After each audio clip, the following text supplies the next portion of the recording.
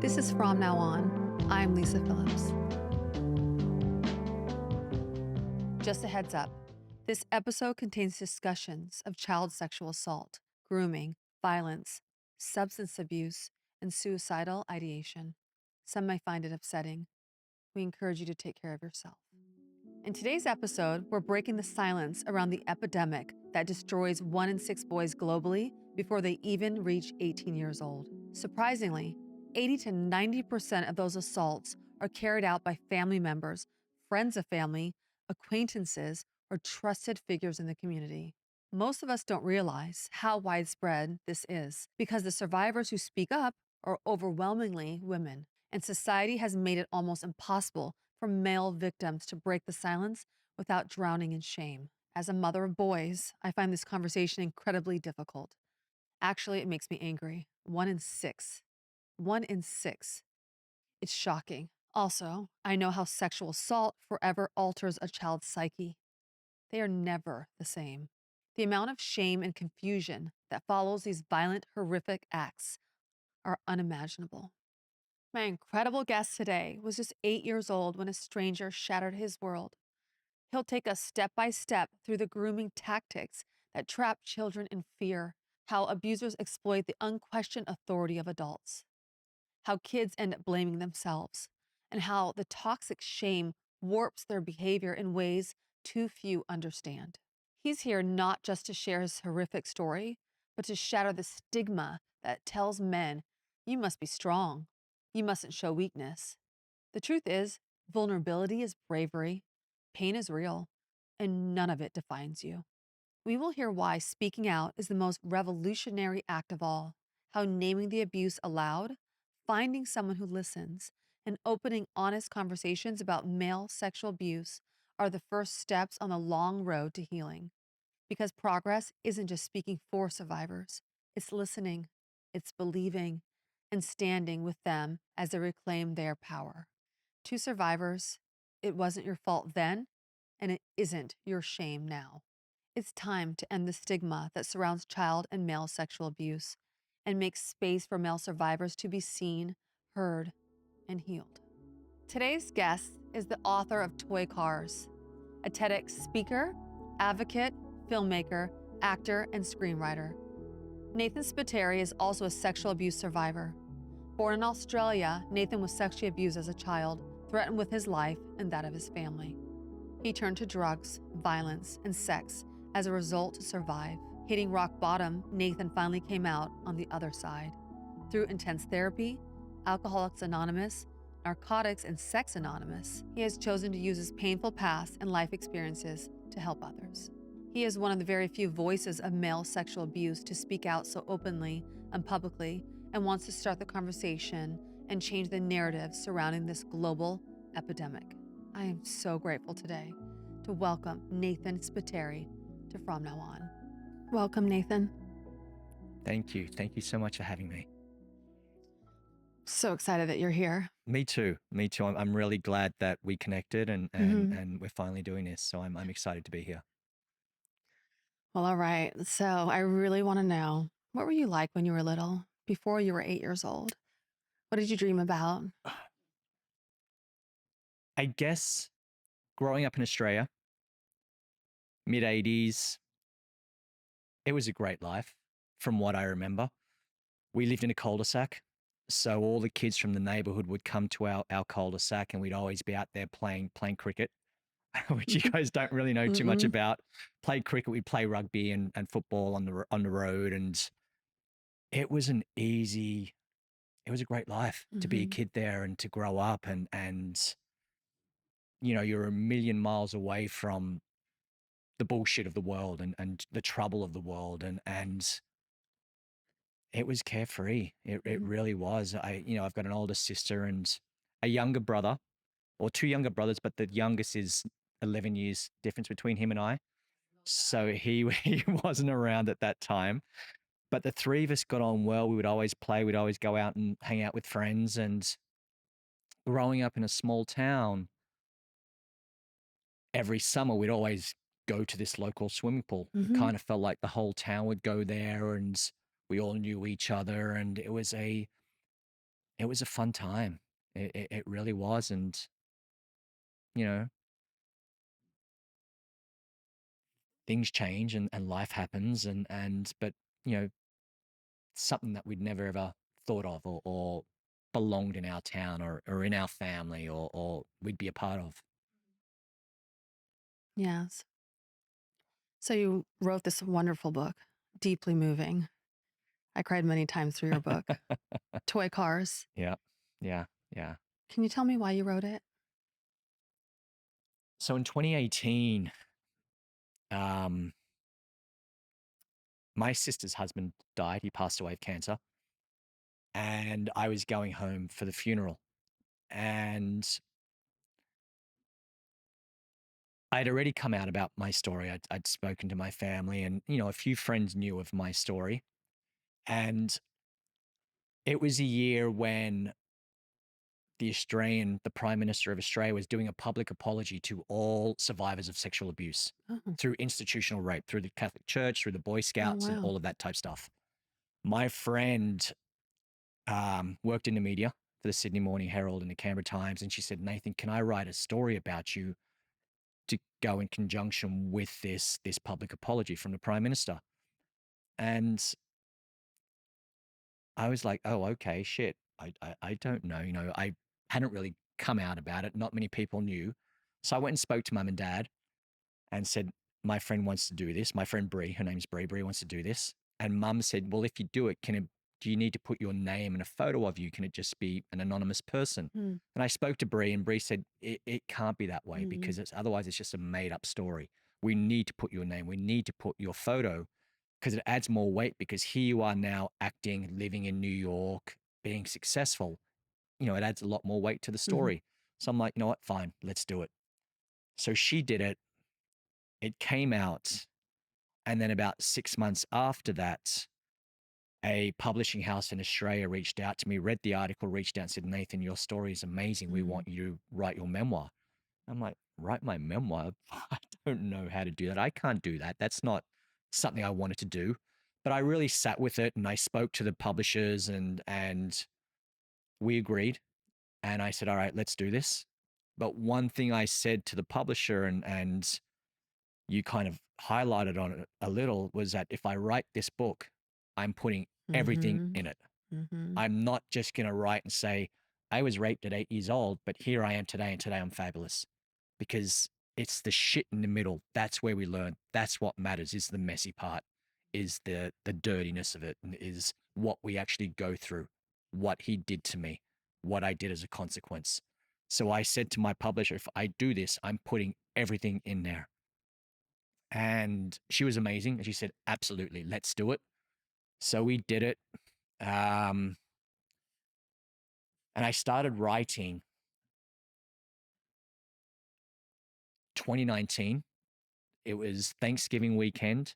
I had to get out of New York. My friends have a house in Sag Harbor. So I went out to their place in mhm, Sag and sat there for a month or two and just started writing. Went back to Australia. And it was when Australia had the really bad bushfires. So I sat at home, wrote, came back to New York. COVID hit. So I sat during COVID and just wrote. So I started November and I finished it in 5 months of just constantly writing every day. Worked with an editor in New York, then worked with an editor in Australia, and then the book was released, and mhm, it's kind of gone from there. And I've had a lot of comments about it, mhm.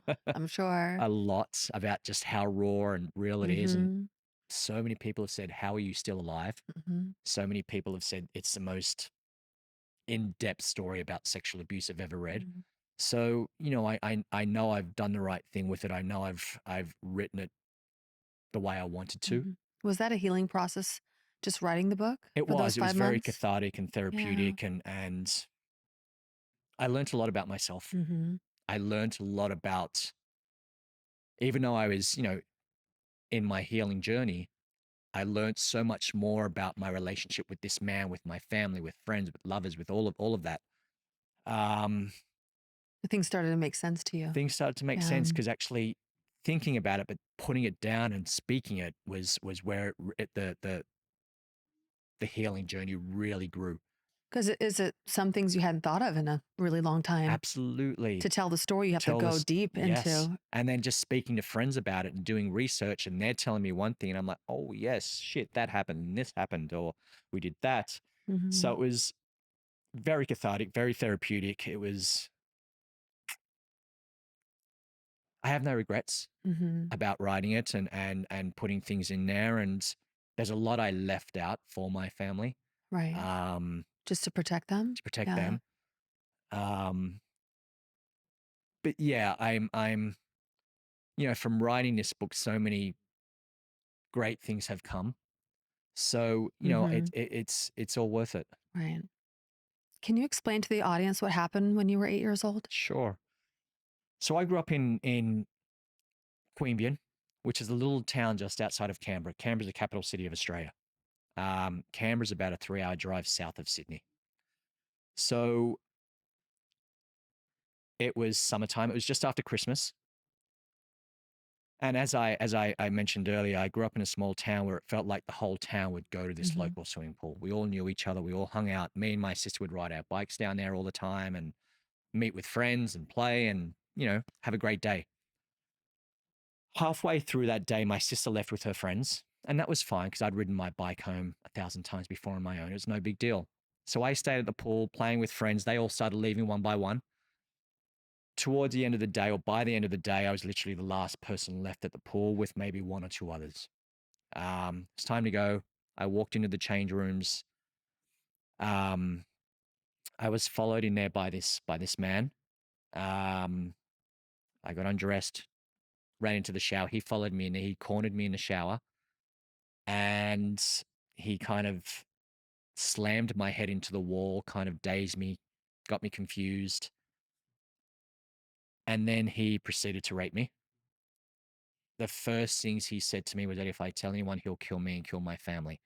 So as an 8-year-old in the mid 80s, when we don't have access to mobile phones, to the internet, to organizations, hotlines that we do today, I took that as gospel, mhm, right? He told me he's going to kill me and kill my family, so I took that as gospel. And I guess because he knew where to find me, we grew up in a small town. This relationship with this man went on for another 6 years. mhm. Um, Very rough, violent. He knew where to find me. He would take me home. He would see me at the park or at the local bus stop and just put his arm around me and walk off with me in front of my friends. And in that moment, you were full of fear. Like, if you didn't go with him, you really felt like he would kill your family. Absolutely, absolutely, full of fear. And, go back to his house, he would throw me against the wall, choke me out to the point where I'd pee my pants. He would punch me, slap me, kick me, beat me, just everything, everything. And then, rape me violently. It was always on the couch. And I remember it was an old leather couch. I don't know why I'm laughing about it. But you get those tears in the leather and they just, Mhm, cut you and rip you. It was kind of one of those old couches. Through his grooming, his lies, his manipulation, him telling me that this is what I want, that my family hate me, that my parents hate me, that if I tell anyone, I'll go to jail and he'll get away with it, mhm, that I was a special little boy. Um, I believed him, fell into a Stockholm syndrome relationship mhm. with him where I wanted to be with him. I wanted to see him. I pushed my family away.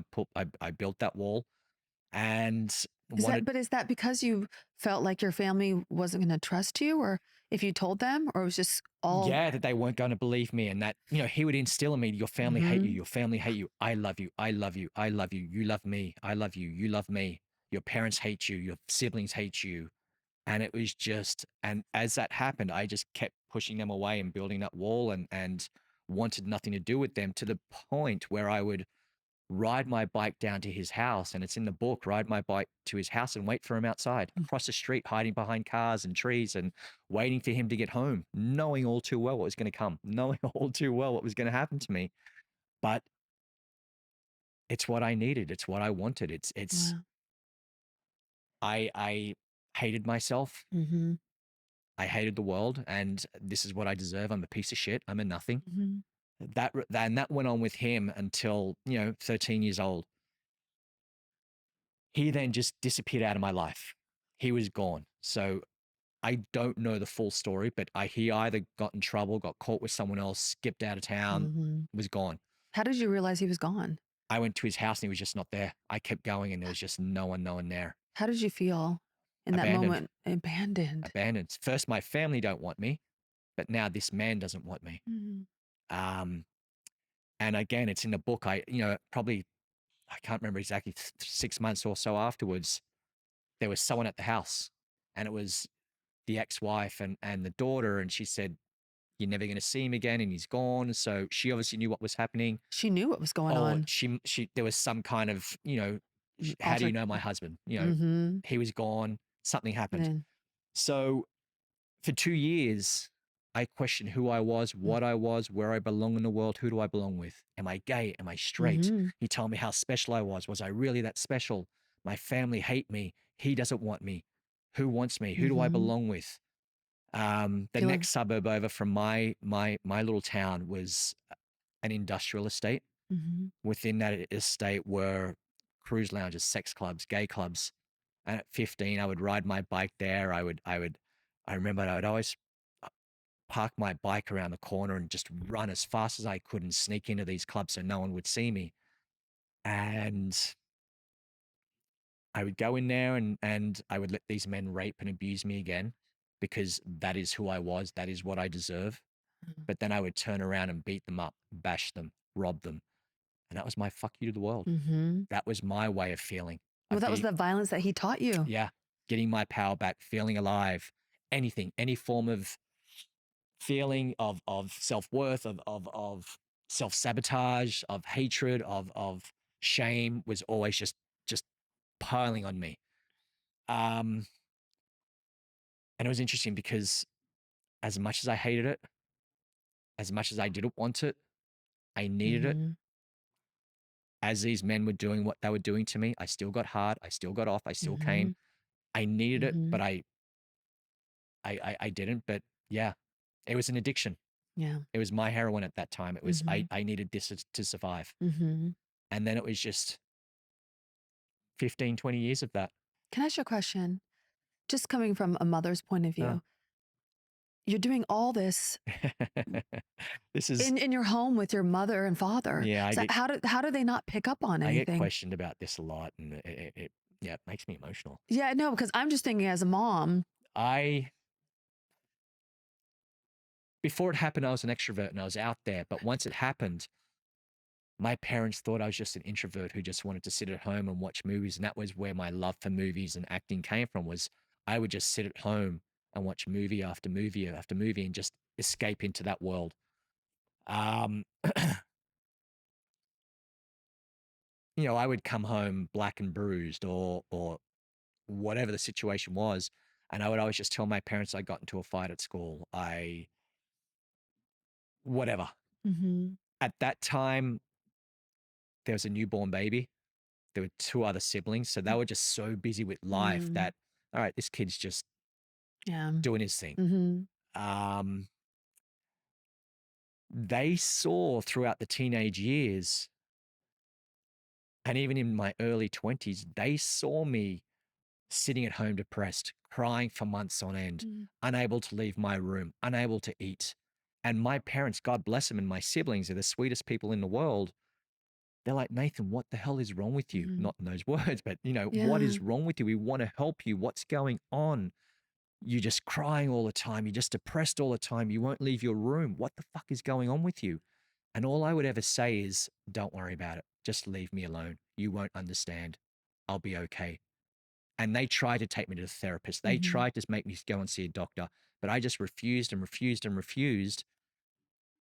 There's only so much they could do. Yeah, what's understandable because at the time, nobody assumes that could possibly be what it is. Definitely not. And, my family's from Mhm. Malta. Mhm. They're old school Europeans, so to speak. So that shit doesn't happen in my Mm-mm. family. That shit doesn't happen in Queensland. That shit doesn't happen in Australia. Um, Watching your documentary though, 1 in 6 boys a- before they're 18. it's interesting, Is right? that's just shocking. So it's 1 in 6 boys, 1 in 3 women, or 1 in 2, 1 in 3 girls. When you consider the thousands and thousands and thousands and thousands of guys that will never, ever, ever, ever Mm-mm. come forward because of shame, because of Mhm. toxic masculinity, because of race, religion, whatever the Yeah. Mhm. situation is. It's almost one for one. At a young age, it's more young men, it's more boys. At an older age, it's more women. Mhm. 80% of global suicides are male. Mhm. 80% of global suicides are male. 70% of those are due to unresolved childhood trauma. Mhm. So it's all there. It's Mhm. all right there. But sadly, no one gives a fuck. Mm-mm. No one, obviously people do, but no one gives a fuck about male sexual abuse. And I've witnessed this firsthand with the book, the TED Talk, the Mhm. documentary, everything I've been doing. We've gone to the media. My team have gone to the media. 95% of the media have said, if you're a woman, we would talk to you. Because you're a man, we're not going to talk to Oh, you. they actually say that to Yes. you. So there's a problem right there again. Not so much today, but 2, 3, 4, 5 years ago, absolutely. As soon as that book came out, absolutely. Up until the last year or so, doors are starting to open a little bit more Yeah. now. Now. But a year, 2, 3 years ago, which isn't that long No. ago, no, you're a man. We don't want to talk to you about this Why do you think that is? because we're ingrained. Young boys are ingrained. It's ingrained in them at such a young age to we don't show fear. Mm-mm. We're strong. We don't Mhm. cry. We're not Don't allowed to cry. let you see through the cracks. Mhm. So if we do that, if we come out and talk about this, then it's gonna break that whole myth of masculinity and all that stuff. But it's all bullshit. Toxic masculinity. You're more of a man if you're able to be vulnerable, if you're able to cry, if you're able to say, hey, listen, something's wrong with me. We've heard the saying, it's okay not to be okay, right? Mhm. But we need to take that one step further because yes, it's okay not to be okay. If I'm just going to sit in it and not be okay, that's one thing. Mhm. But it's okay not to be okay. It's okay to say you're not okay and take it that one step further and say, hey, listen, I'm not okay. This happened to me or I'm going through this. Mhm. But as men, we're taught not to do that. As men, we're taught to be strong. We don't show fear. We don't show vulnerability, empathy, anything like that. We're strong. We're powerful. We lead from the front. But don't you think that's ironic because when you actually do start telling somebody your story is when you actually heal. That's when you heal. That's when the power comes in. That's when you get your power back by being able to say, hey, this happened, or Mhm. this is what's wrong, or whatever the situation is. And you felt like some of those negative characteristics that you had fell off. Absolutely. That's Abs- so fun. That's so crazy to think Absolutely. And that that's the simple way it works. it's life is so simple. Life is so, so simple, but we can complicate it so much with the voices in our head, with social media, with news, with everything that's going on in the world today.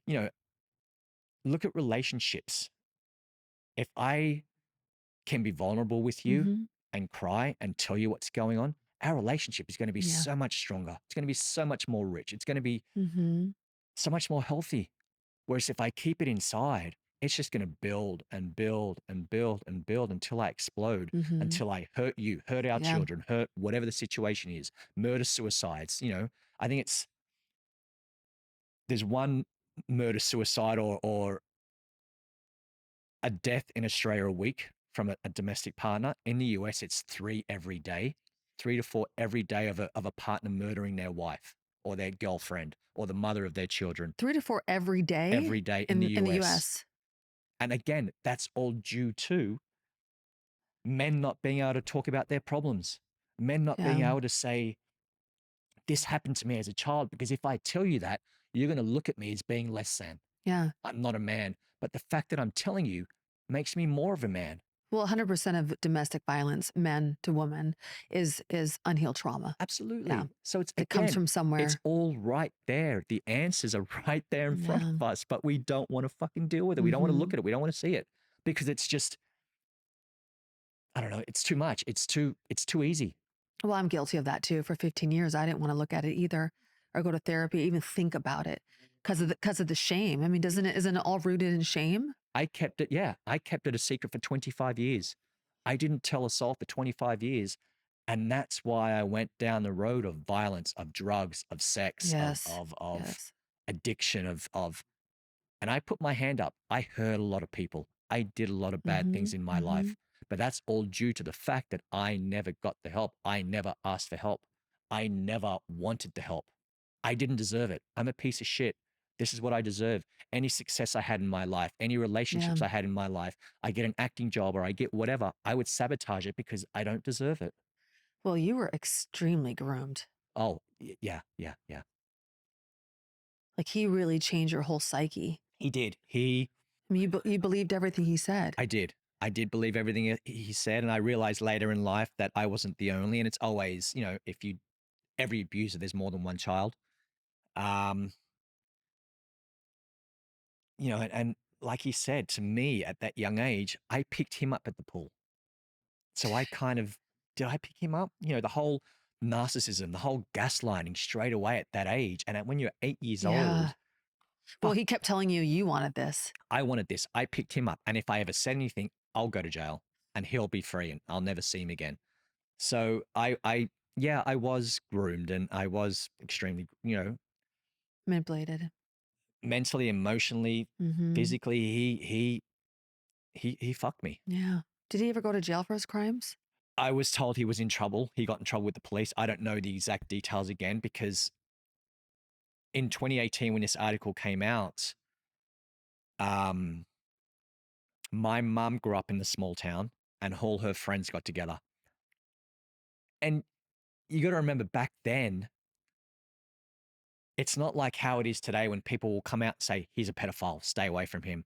Back then it was like, just be careful of that guy. Yeah. He's a bit Mhm. weird. He's He's a bit creepy. strange. He's a bit creepy. It was almost accepted. Mhm. So my mum and her friends got together and, knew of these guys in our town who were Mm. kind of that weird type person.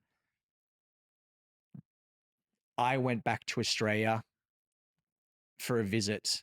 My mum and her friends got me together, sat me down with them. I kind of told him the area where he lived, blah, blah, blah. And we kind of put two and two together of who he was. Because you got to remember, I was 13 years old when he left, when he disappeared out of my life. So I didn't really even know his name. Like he wouldn't sit there and say, hi, my name is Bob and this is who I am. He didn't get me into that. He knew me, he knew my name, but I didn't know any of Oh, his. really? Yeah. We'd always talk about me. We would never talk about him. If I had ever asked him about him, he would either hit me or slap me or just tell me to shut up or whatever the situation was. So I didn't learn anything about his life. It was always me. So when he disappeared, I have no idea who he is. I have no Mhm. idea of his name. I don't know any of that stuff. So we kind of put two and two together, realized who it was, and we did a bit more work and research. And he died. He's dead. He died of early onset Alzheimer's and dementia. And I never got to go back and see him or get that closure. Um, and that was tough. That that was hard because I always wanted to sit down with him and speak with him and ask him questions. Mhm. And I've always said then I'd take a baseball bat and I'd kill him. Not so much because of what he did to me. With what he did to me, I'm at peace with it. I understand it. Just so he can't do it to someone else. So he can't do it to another little boy. Um, but I never got that. And that's hard. So I've had to kind of on my healing journey come up with my own form of closure Mhm. and we can get into that. Um, but whether this is a right thing or a wrong thing to say, what happened to me happened for a reason. The reason why it happened to me is to educate the world, I believe, and to share my story because no men share their story. I may be one of two or three guys who are out there actively doing this. And as you can tell from my book, I'm very open and raw and real about it. I'm not going to sugarcoat it. This is how it is. This is real fucking life. And it happens Yeah. every single Yeah. day. So if you don't like it, then that's on you. Yeah. Um, I feel like with TikTok, social media today, there are quite a few more men telling yeah, their yeah, stories. yeah, The problem is if you read the comments, people just like go after them yeah. and say the most horrible Yeah, things that they get scared, I've had some you guys know? come after me and I don't give a fuck. Say what Yeah. you want to say to me because what I've been through in my life, a few words aren't Yeah. they're not gonna hurt Well, usually me. the ones that are coming after you are the ones that have the pain from Yeah. Well, something similar. absolutely. One guy did come, just an example. He was from the Midwest. He got, I think it was like a $250,000 payout to be quiet, never allowed to Hmm. talk about it. And he came after me. What the hell are you doing? How dare you talk about this? Who gives you the right to talk about this? I'm not allowed to talk about it. So why should you? So because I've healed and I've Mhm. found my peace in it, he's not allowed to talk about it. He can't heal that way. So he's projecting onto me. Yeah. Well, he's And angry he has an NDA, right? yeah, He can't talk about it. yeah, Yeah, that's how a lot of us feel who have NDAs. yeah. Luckily, I don't. So I do, and I am, and Mhm. the book's now being turned into a movie, and Oh, so exciting. so it's it's Mhm. one thing that we're saying, or the producers, director, everyone who's coming on board, is that just see potential of the story, and it's a global story. It's not just an Australian Mm-mm. or an American story. It's a global Mhm. story. It's a global reach. So we're excited about it, and I'm out there talking all over the world, and doing these amazing podcasts, and just trying to do what I can to raise awareness. But at the same time, it's hard. It's Mhm. exhausting sometimes, and it's a lot of work, especially when people don't want to listen. And I'm like, what the fuck am I doing this? Why do Yeah. I do this? But I do it because I have to do it, Yeah. and I want to do it. Um, I can always walk away, but I don't want to, not yet. Yeah. This education is so important right now, It is. especially with online kids that are gamers or just kids on Yeah, Instagram. There's so many predators out there there are. reaching out to them all the time. But And we have different things right now, like Life 360, where we can track our kids wherever they're going. But I'm just curious for you, just having gone through this, like what are things that parents should look out for?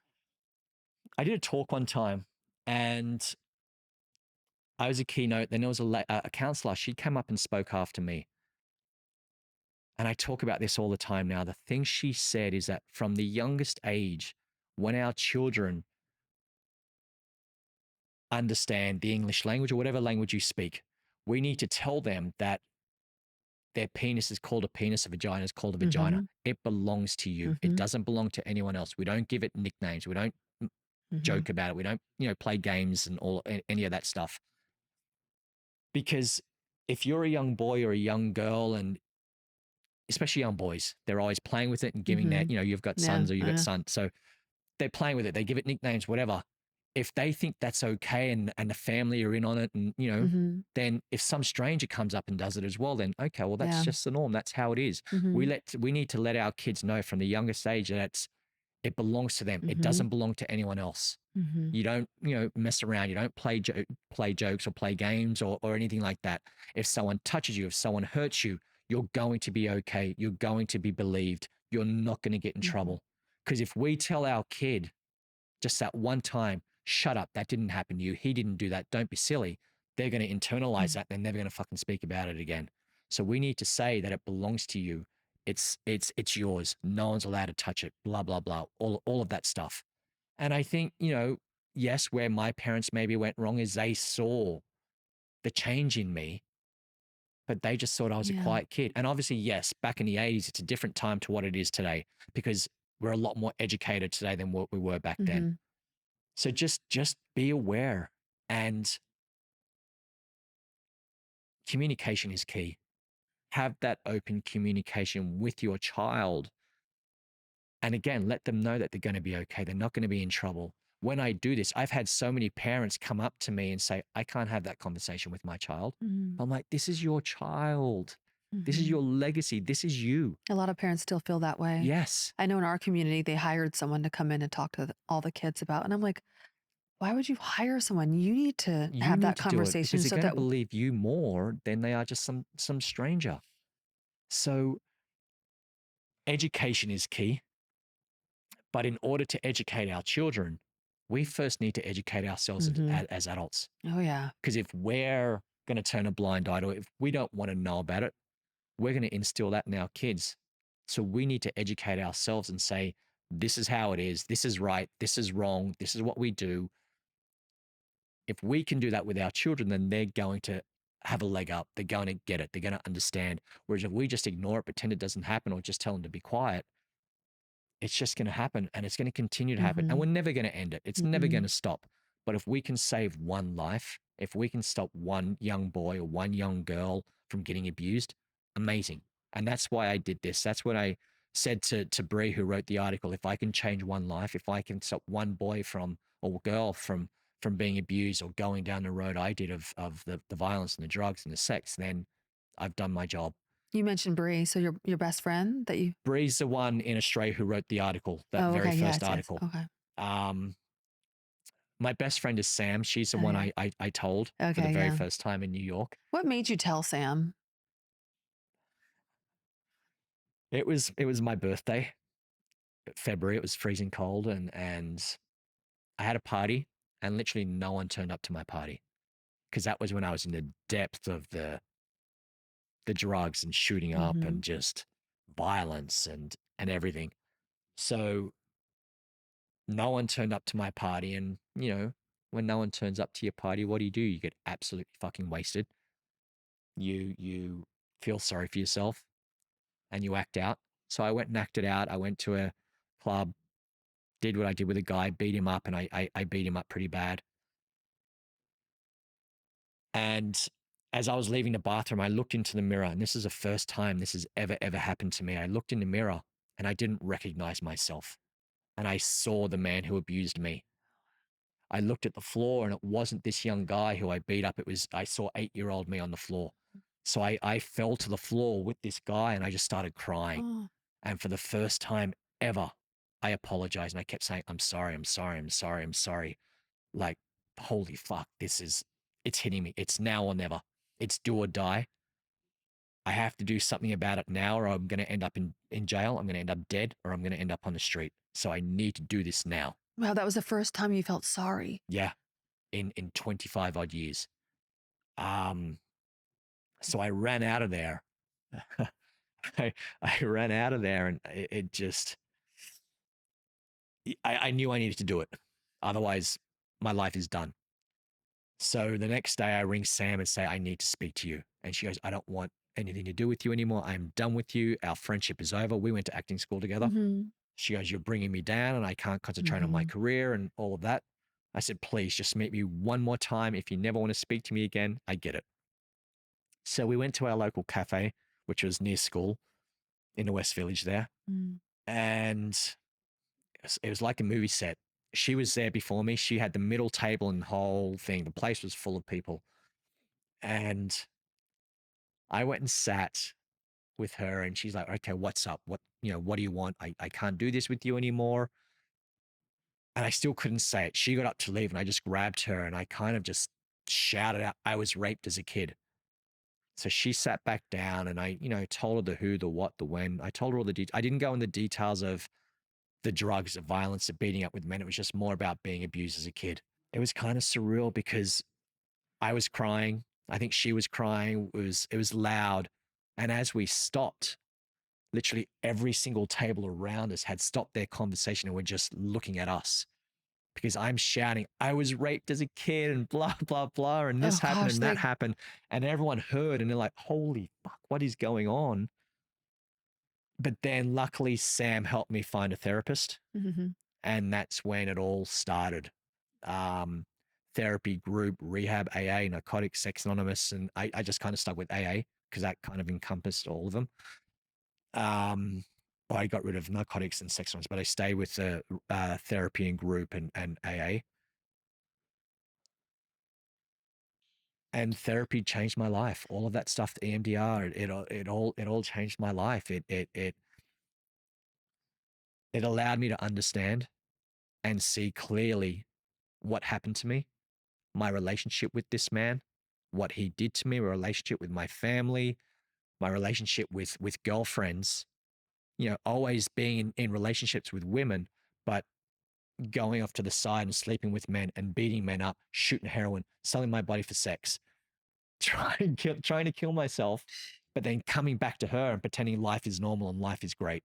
So I was exhausted with life. I hated my life. I hated who I was. Um, but yeah, therapy changed everything. And What was the first form of therapy that you did? first form of therapy was just one on one. Okay, Um, just talking. just talking and getting my story out and trying to get some understanding of it all. Through that, we did group. She put me into a group. She also did group. So we went into a group. Um, or did AA come before? It was kind of all around Yeah. the same time where Hmm. group and AA, and then I did a stint at rehab and getting all that stuff sorted. So at that time, you stopped abusing drugs and alcohol I did. I tried. as part of it, I right? Of tried to. I healing. fell off the wagon. You I'm know, let's sure. be honest. Yeah. Because what's interesting about therapy is yes, therapy. Yes, I'm starting this new life and I'm Yes. getting some closure and healing. Hmm. But once I went into that, when I was in therapy was when I hit my real rock bottom Hmm. because I thought I hit it outside of it before I started. But therapy is when I hit my real rock bottom. And I'm like, holy fuck, this is hard. And you're remembering. It's a lot of work. It's not like, Mm-hmm. yes, therapy, great. 6 months later, I'm Mm-hmm. all healed. It's an everyday thing. And even today, Mm-hmm. 12 years later, it's still an everyday thing of Mm-hmm. healing, of learning, of growing, of evolving, of becoming a better person. And I remember when I hit my real rock bottom, it was in group. And our therapist said to us, come back next week with something that you're proud of, something that you've done, something that you've achieved in life. There were 5 of us, 4 guys, 1 female. They were all gay. I was the only straight one. And I remember in group, when I first told my story, I got a lot of heat and a lot of hatred from the guys because they all thought I was a homophobe. They all thought I was just beating up on guys, I can see how it came across that way. Mm-hmm. But then as we got into the story and they realized they kind of saw why I was doing what I was doing. But we all came back the next week. One was a huge ad executive, so he brought in his portfolio of all these ads that he's created in New York and in America. Second guy was a singer, so he brought some of his songs and he sang us a Mm-hmm. song. The lady was a huge fashion designer with one of the top brands. She lost her job during the financial crisis, became a bartender because she was old and no other fashion house wanted to hire her anymore. Wow. So she became a bartender, became very depressed. Fourth guy was a poet, so he brought in some of his poems, and I was last to go. By about the second or third person, I was bawling my eyes out. I could not stop crying. My turn. Therapist said, all right, Nathan, what have you done? What have you brought in? What is, something that you're proud of in life? And I just sat there and I was crying and crying and crying and I couldn't stop. I said, I've got nothing. In my 32 years of existence, there's absolutely nothing in my life that I've achieved, absolutely nothing in my life that I'm proud of. And it fucking broke me Mm-hmm. because that was when the realization really hit that what am I doing with my life? I need to change and only I can change. Only I can do it.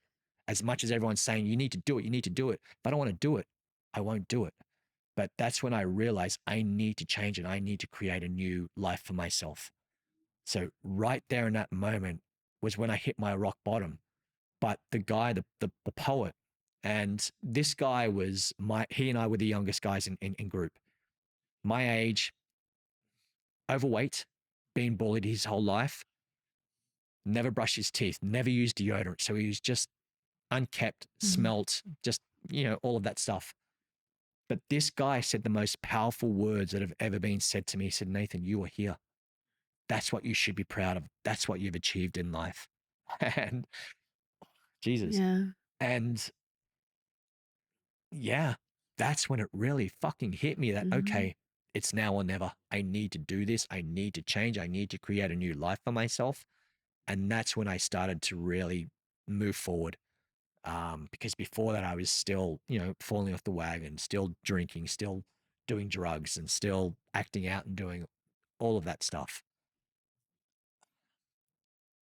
And I guess the 3 most important things I've learned in therapy, in all of my therapies and all of my things was probably 6 months into therapy, my therapist said, Nathan, if you could go back today at this age, speak to your 8-year-old Mm-hmm. self, what would you tell him? And I would and ah about, I don't know. Fuck, I don't know. But luckily my therapist, and God rest her soul, she's passed away. She was a 5 foot nothing, a bulldog of a woman, just a tough woman. And she would never let up. She would always be on my back and come on, what would you tell him? What would you tell him? What would you tell him? And then it just hit me. It hit me and it was the first big realization was that if I could go back today and speak to my 8-year-old self, I would tell him that it wasn't his fault because my whole life, it was my fault. Mhm. I deserve it. I'm a piece of shit. This is all of that stuff. So once I realized that it wasn't my fault, years and years and years of self sabotage and imposter syndrome started to fall off. The weight of the world started to slip off my shoulders. And I could see the light at the end of the tunnel. So I was able to move forward. It allowed me to understand my relationship with this man a lot more, with my family, and see the world a lot clearer. The second thing was forgiveness. And I'll be brutally honest, forgiveness for myself, not for this man. I haven't forgiven this man because what he did to me was unbelievable. So fuck him. Mhm. I forgive myself for the hurt I put onto others and the hurt that was put onto me. Mhm. And in that realization, again, I was able to gain some power. I was able to gain some freedom. I was able to understand who I was a lot more.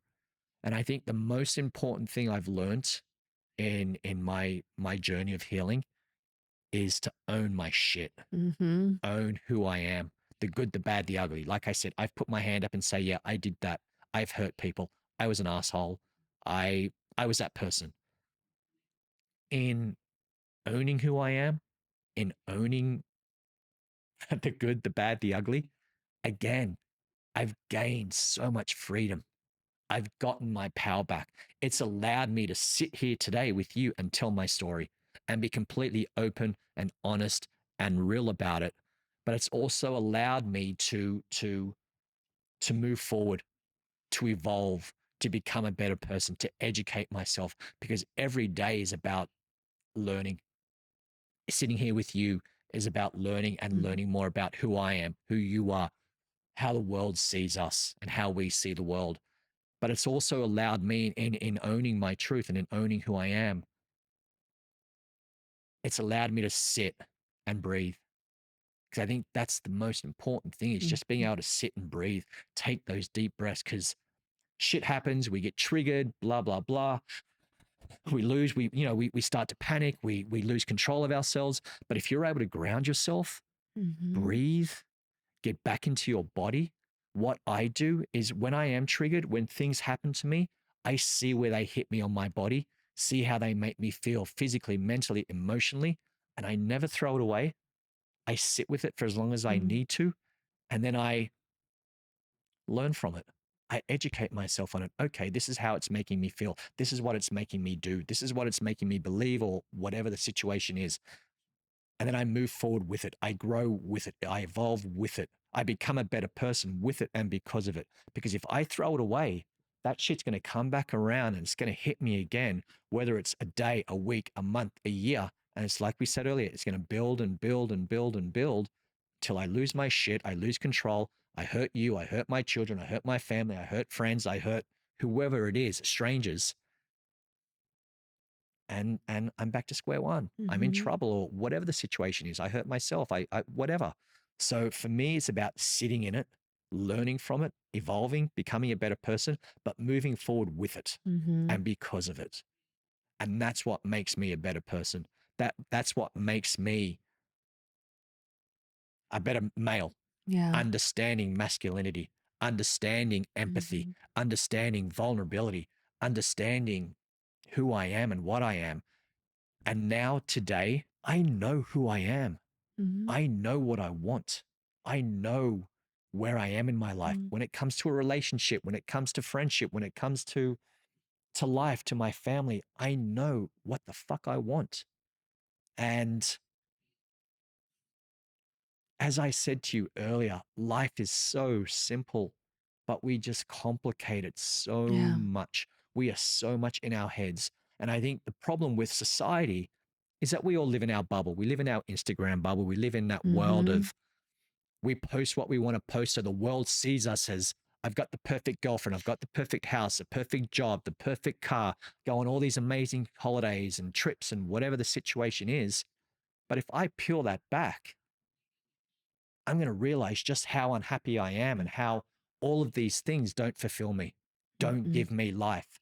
But if I'm going to have to do that work on myself, that's just way too much work. So why do I want to do that? So I'll continue to live in this bubble so that the world sees me as Mm-hmm. being someone who's amazing, Mm-hmm. but The mask. it's a mask. But deep down, I'm miserable. But as long as you see me as being amazing, Mm-hmm. then that's all that matters. And then that's why we act out. That's why we cheat. That's why we hit. That's why we bash Mm-hmm. you. That's why we do what we do, because it's all built up inside Mm-hmm. and it just builds and builds and builds until we lose it. And Yeah. so it's so fucking simple. But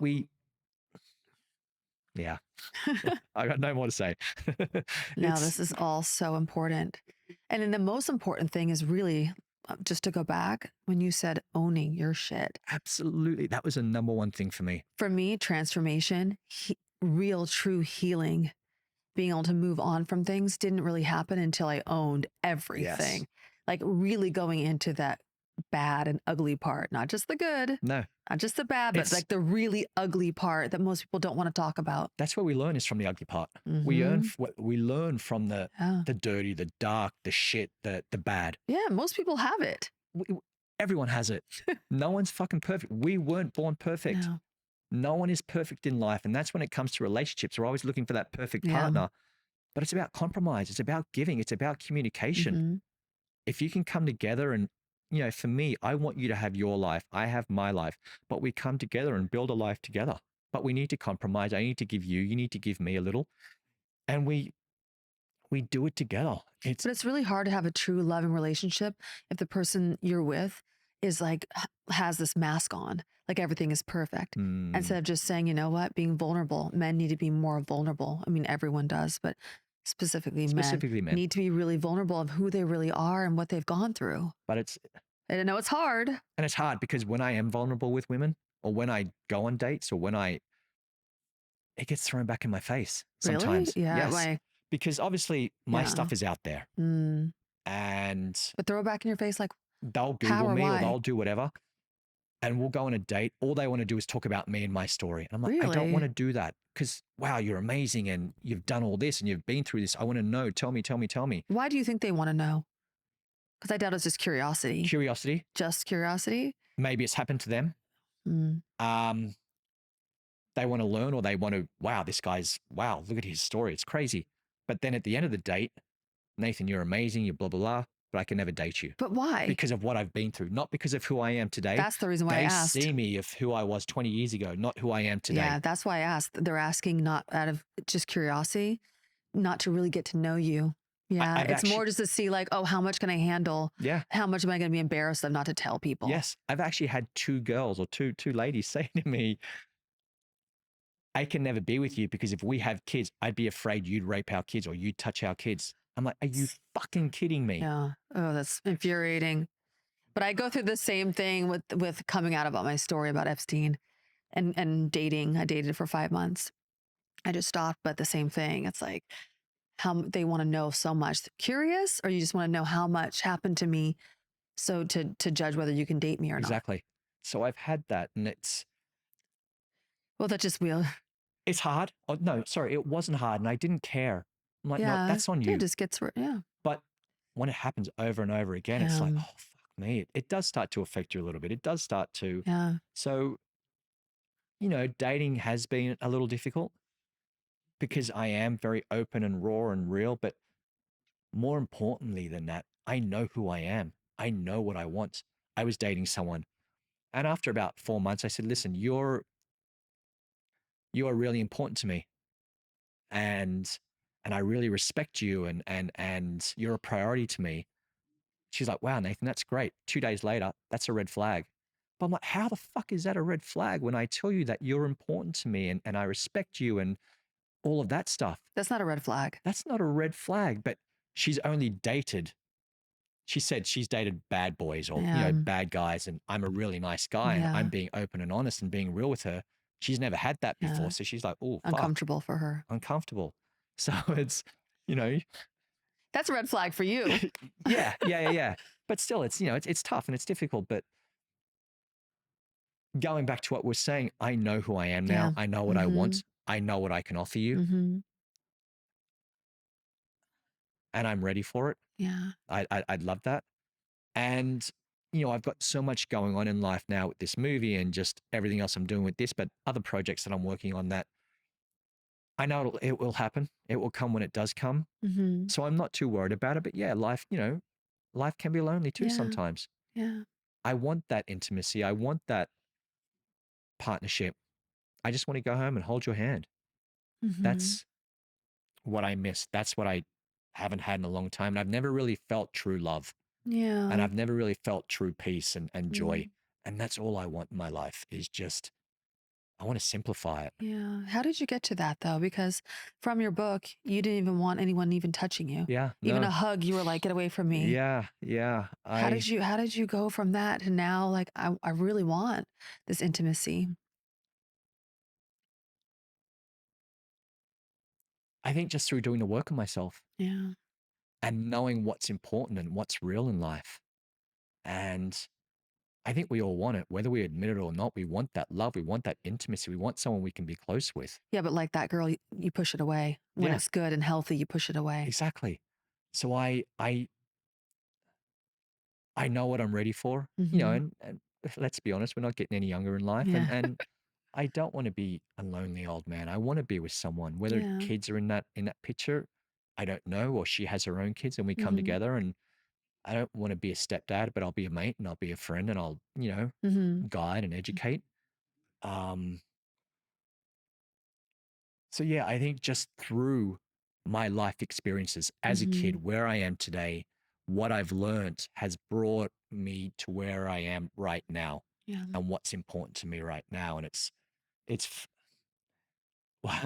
you know, even in telling my family my story, it was kind of crazy because it was about 6 months after I started going to therapy and speaking to my therapist.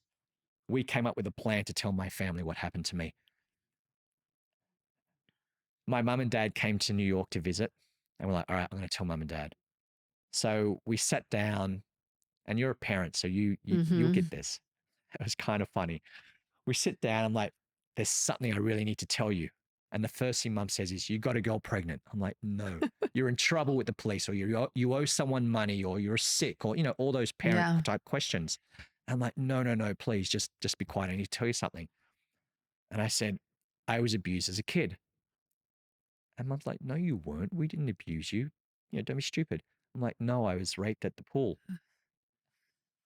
And it changed, you know, their whole demeanor changed. And, you know, they wanted to know the who, the what, the when, the where, all those Of basic course. questions. But then what my mum said is the exact same thing as what my sister said. They said the exact same thing. And I told them separate times. After the who, the what, the when, the where, all the basic questions, they said, that explains everything about you. Mhm. Now we understand. Because they saw all those years of me crying, of violence, of drugs, of sex, of acting out, of sitting in my room depressed. And they're like, what the fuck is wrong with this kid? So when I said I was raped as a kid, it was kind of that light bulb moment or that final piece of the puzzle. Yeah. And they're like, holy fuck, now we get it. Now we understand.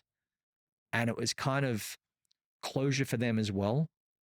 But it was hard because after I told my parents, we didn't talk about it for 6 months because they needed to go away and process it.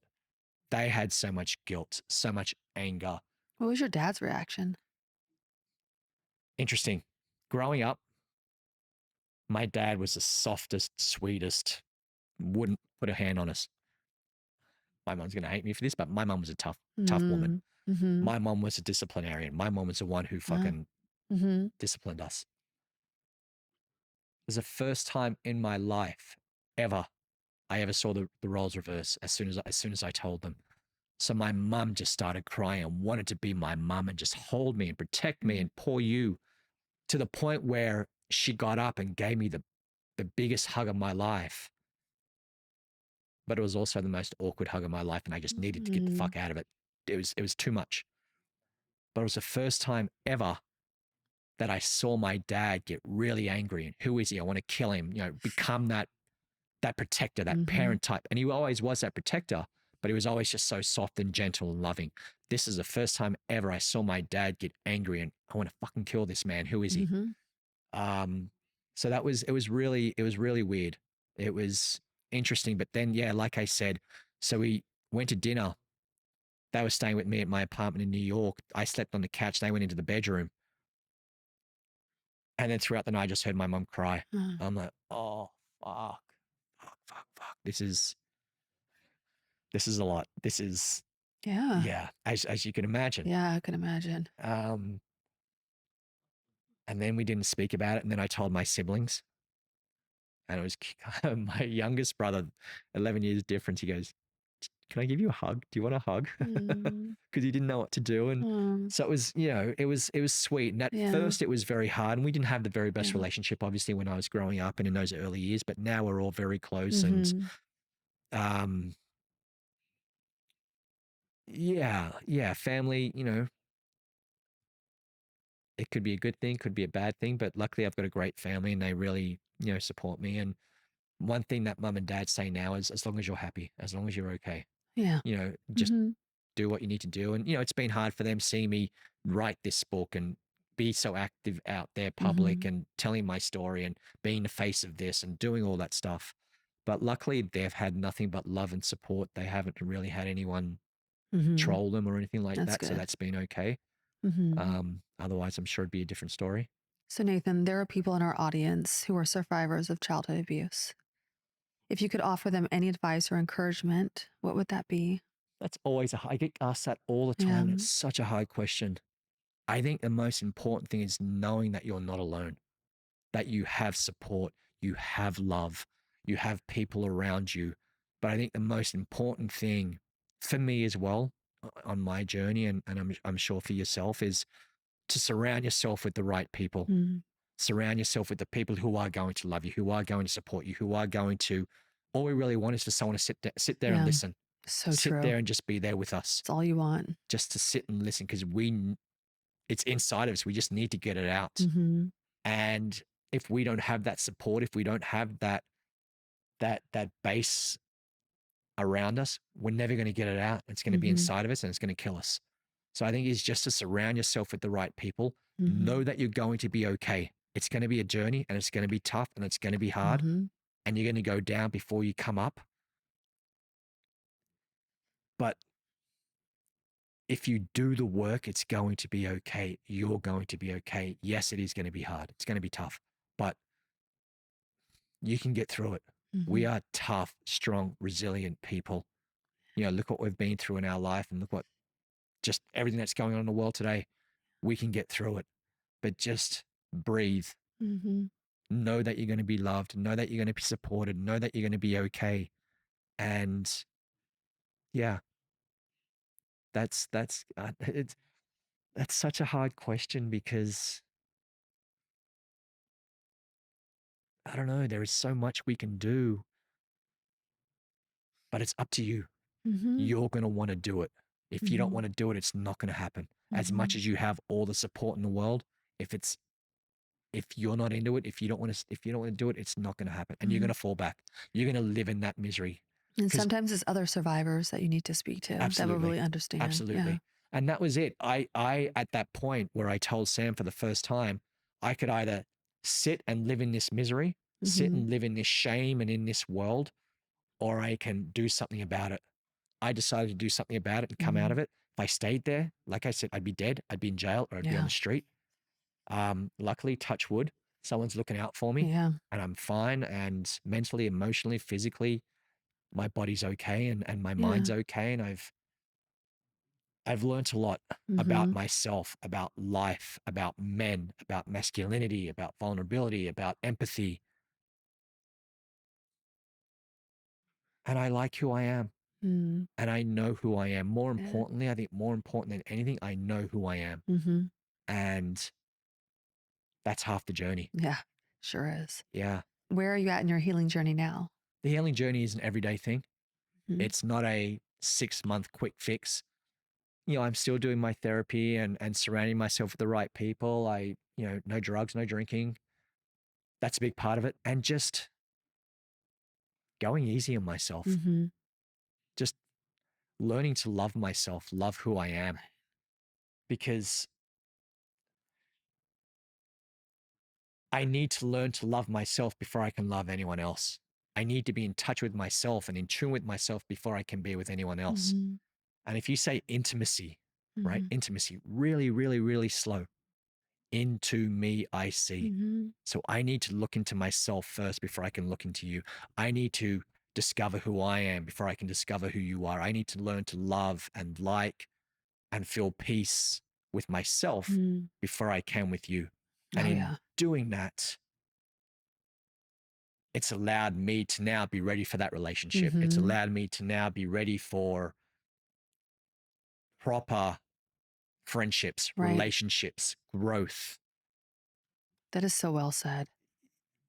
I, A yeah, lot of people don't realize that. It has to come from you it first, has to. healing you first. It absolutely. And, you know, and I've said it a few times, it's simple. It's a lot of work and it's Mhm. hard, but the concept is so easy and simple. But again, we just Yeah. cloud it Mhm. with the bullshit in the Yeah. world and Instagrams and Yeah. TikToks and, you know, the messy. Yeah. We like to mess our lives up All the because distractions. if we do the work, we're going to realize everything else around us, as I mentioned earlier, it's all bullshit. It's not Mhm. real.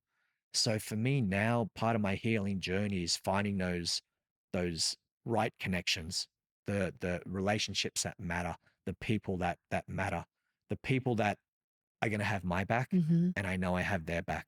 The people I can sit and talk to and cry and say, "Fuck, this happened," or "I'm feeling this," or "I was triggered by this," or all of that. And I think, you know, again, for me, it's just sitting in the moment and learning from it because we learn every single day. Everything is a test. Mhm. So we can either fail that test or we can move forward with it and we can learn from it and we can grow and evolve and become the better person. Again, because of it and with it. It's not about throwing it away because if we throw it away, it's just going to come back around and Mhm. kick our ass. Oh, sure. So it's about Mhm. being able to move forward with it. Mhm. So for me, it's about finding that intimacy within myself and for Mhm. myself. And if I can do that, then I can do it with you. I can do it with anyone. Yeah. I can move forward and I can take on anything. Oh, I see that in you. You can take on anything. Yeah, yeah. Yeah. You know, and I don't know. Like I said, I've been through a lot, Yeah. and but as you said earlier, also I own it. Yeah. I've hurt people. I physically, mentally. I used to box. But in all of that pain, all of that hurt, all of that sorrow, all of that has brought me to where I am today. So people always ask me, do you regret things and all of that stuff? Sure, I regret. You know, I've done a lot of terrible Yeah. things Yeah. and had terrible things happen to me. But I don't know if I change it now because it has brought me to where I am today. And today I know who the fuck I am. Yeah. How many people can say that? Not many. Not many, especially men. We all put on this facade and mask and we're strong and blah, blah, blah. But deep down, we're all hurting. Mhm. It's whether we want to heal from that hurt Mm. or we stay seated in that hurt and Play the victim. play the victim. Yeah. Yeah. When you hear the powerful statement, "From now on," how would you end that sentence? From now on, this is me. From now on, I am who I am. I can't change it. Mm. From now on, I move forward and I grow and I learn because it is all about, when it comes down to it, it's all about education. Mhm. So from now on, I know who I am. I know what I want. And I'm not going to let up. I'm not going to stop. I'm not going to play the victim anymore. Mhm. So from now on, this is who I am. If you don't like it, then that's Yeah. on you. And from now on, I just want to feel peace in the world. I want to feel peace in my world. I want to feel love in my world and I want to feel joy because joy is so different from happiness. Joy comes from within. So if I can feel that joy, if I can feel that peace, then from now on I'll be okay. Yes. Where can people find you? I guess the easiest place to find me is on Instagram and it's just Nathan Spiteri. And also go watch your TEDx on Watch a YouTube. TEDx, yes. That's Watch my awesome. TEDx, which I'm really quite proud of. Yeah, it's very powerful. Yeah. Um And that's all about breaking up with my abuser. Mm-hmm. But in breaking up with the abuser, it's about breaking up with shame, with Mm-hmm. toxic masculinity, with vulnerability, all, with all that stuff we spoke about. Um, Yeah. so find me on Instagram. If you have any questions, please reach out and I'll get back to you and follow me. And, hopefully you'll soon see my story up on the big screen Yeah. I can't wait for that. and moving forward that way. That's so awesome. Yeah. Thank you. Yeah. Thank you. It's been such a pleasure to talk to you today. Absolutely. It's been really nice. And, Your story is very, very powerful. I hope we can do this again. Mm-hmm. Your story is very powerful. Thank you. Yeah. Thank you. And thank you for the work that you do. Mm-hmm. We need people like you. We need people who are out there Mm-hmm. Yeah. trying to change and end the stigma and yeah, let's stop sweeping this under the carpet because it happens every single day to men and to women. Yep. And we need to educate ourselves on it. Mm-hmm. That's why we're here. Yeah. So thank you for allowing me to tell my story and yeah, to connect with you. Absolutely. It's been an honor. Thank you. Special thanks to our incredible guest, Nathan Spiteri. And to quote a line from his memoir, "Be proud of who you are. Our truth is our power and our ultimate freedom." This is From Now On, and I'm Lisa Phillips. Elizabeth Wyndham is our senior producer. Christopher Leon is the editor, and Jose Oriana is our studio producer. Our theme music is Many Worlds by Memory Theory. If you have any thoughts, questions, or stories about your own views on topics discussed on From Now On, email us at fromnowonpod@gmail.com. And please follow, rate, comment, and review on Apple Podcasts, Spotify, and YouTube. If today's conversation resonated with you and you are seeking more support in your own healing journey, if you or someone you know has been sexually assaulted, help is available. Call 800-656-HOPE. If you or someone you know is being trafficked, contact the National Human Trafficking Hotline. Text 233-733. That's Be Free. PAVE is a 501c3 nonprofit creating a world free from sexual violence and building communities to support survivors. To learn more, go to shatteringthesilence.org. Speak Out, Act, Reclaim, SOAR, is dedicated to providing a safe and empowering space for survivors of sex trafficking to reclaim their stories and stand up for themselves and each other. That's www.speakoutactreclaim.org.